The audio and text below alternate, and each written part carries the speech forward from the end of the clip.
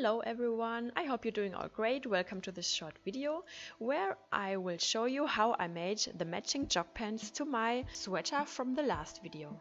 I'll make the pants without pattern just by copying an existing old garment.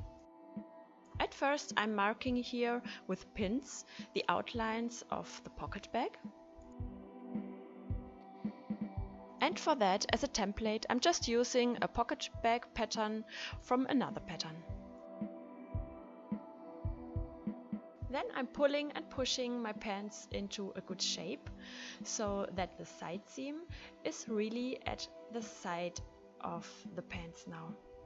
For the tracing process now, I'm using this thin plastic foil from the building supply store. And I'm putting it all over my jog pants and fixing it with pins. This foil here was extremely thin, so if you can find a thicker one, then choose this. Then I'm tracing with a waterproof pen the front pattern piece. On all edges I'm already adding about 7 mm of seam allowance, and at the top my pattern piece goes up to the pocket edge, and at the bottom I'm making my pants a little bit longer as I will work with an elastic tape and not with cuffs and ribs.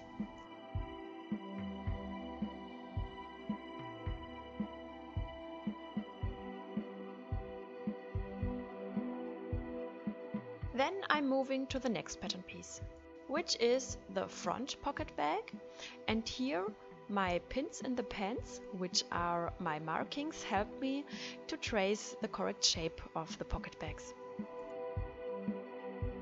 Next comes the back pocket bag.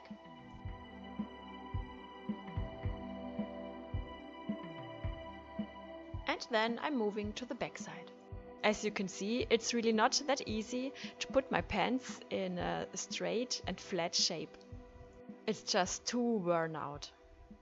Okay, but now I made it.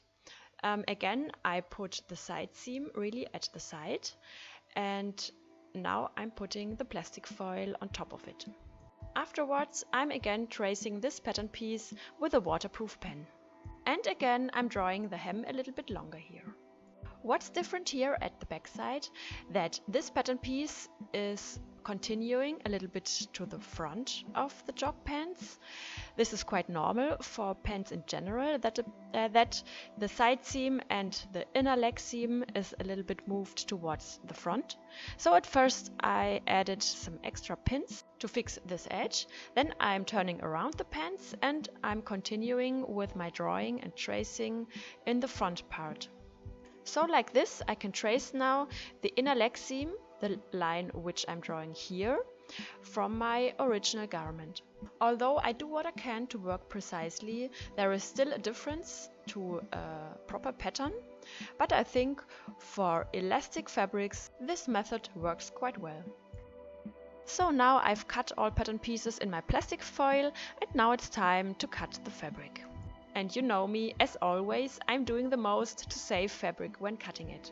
Perhaps there is the chance to squeeze out a kid's sweater out of the fabric rests here.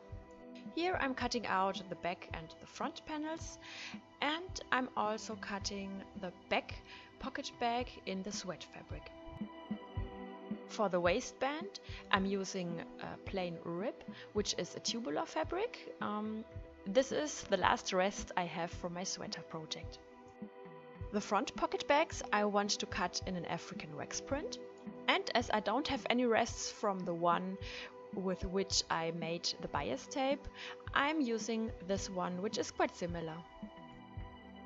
I always like to stabilize my pocket edges, so here I'm ironing on a stripe of interfacing on the wrong fabric side of the front pocket bags, along the pocket edge. Also, I'm ironing on a very small piece of interfacing on the inside of the waistband in the area where I will place some buttonholes for the drawstring. These buttonholes are also the first thing I'm sewing at my jog pants. Then I'm continuing with the pockets. At first I'm sewing the front pocket bags to the front part. I'm closing this seam with my overlock sewing machine, and then I'm adding a decorative stitching from the outside along the pocket edge. Here I'm adding the back pockets, and this is now the moment to close the pocket bags. Additionally, I've added short seams here at the top to hold the pocket bags in their position. Now I'm sewing each leg. I'm closing the inner leg seam and the side seams. Afterwards, it's time to close the crotch seam. For the hem, I'm ironing up the edges, first 1 cm, then 2 cm, to create a tunnel for my elastic tape. When I'm stitching this, of course, I have to leave open a small space so that I can insert the elastic tape later. Of course, rib cuffs would have also been nice, but I didn't have enough rib fabric here. Then I'm sewing on the waistband. The elastic tape I've already closed to a loop, and at the rib I don't have to do this because that's a tubular fabric.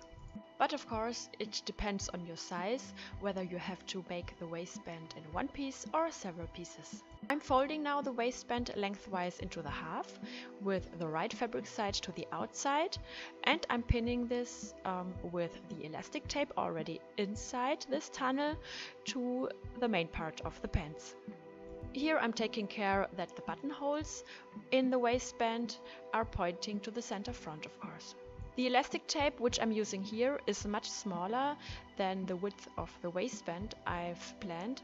And in the end, I have to admit, this doesn't look really very nice, so probably I'm exchanging the elastic tape later. I've already ordered a new one which is wider, matching to my waistband width. After pinning the waistband on, I'm closing that seam, and now it looks like this.